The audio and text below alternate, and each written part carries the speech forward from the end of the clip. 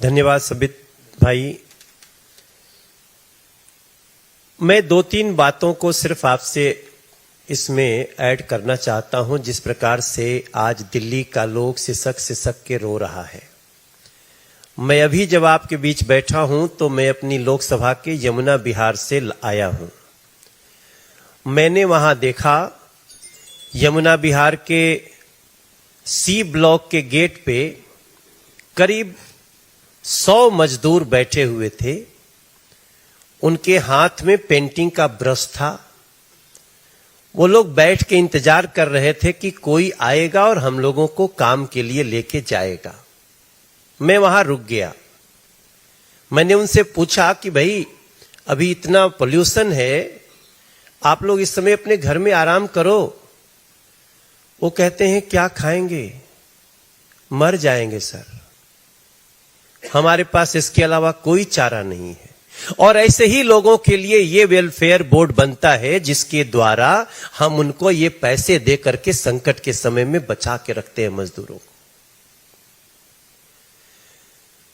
जो व्यक्ति अब तक के अपने कर्मों से बता चुका है कि वो पार्ट टाइम चीफ मिनिस्टर है दिल्ली का,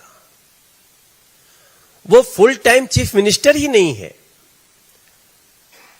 डिपार्टमेंट लेस भी है और विजन लेस भी है। और तो और आज जब वो पार्ट टाइम चीफ मिनिस्टर के इस कृत्य का पता चल रहा है, मैंने उन लोगों को बताया, उन 100 लोगों को जो बैठे थे उनको ये जानकारी बताई कि मैं जा रहा हूं मीडिया को बताने। उनको तो पता भी नहीं है। जो व्यक्ति इतने सारे लोक लुभावन वादा करने के बाद मजदूरों के हक का पैसा भी छीन सकता है, वो अरविंद केजरीवाल दिल्ली का कितना बड़ा शत्रु है, ये हमको और किसी को बताने की आवश्यकता नहीं है।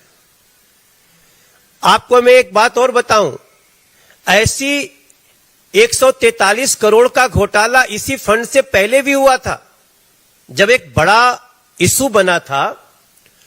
और 143 करोड़ ये लोग इसी मद से निकाल करके अपने पार्टी के काम में लगा दिए थे। बहुत हल्ला मचा था। उसके बाद इन्होंने ये मोडस ऑपरेंडी अपनाई है।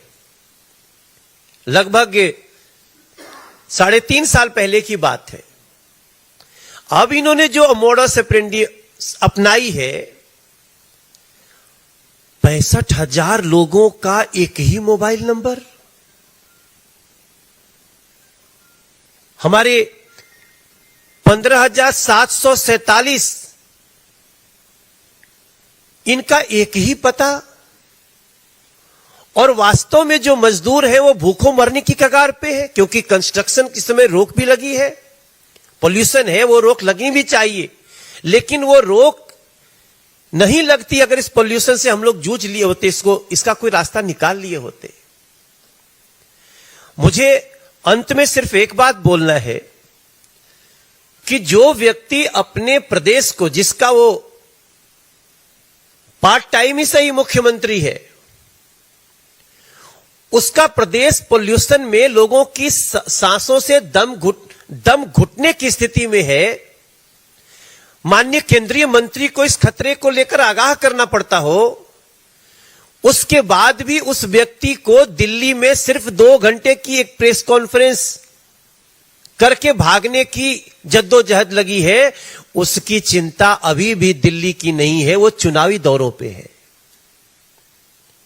ऐसे अरविंद केजरीवाल को मैं समझता हूं, वो घूमे, हमें कोई दिक्कत नहीं है, वो पूरा देश घूमे, दुनिया घूमे, लेकिन उनको दिल्ली में एक परमानेंट मुख्यमंत्री दे देना चाहिए अपनी पार्टी से, जितने दिन उनकी सरकार बची हुई है।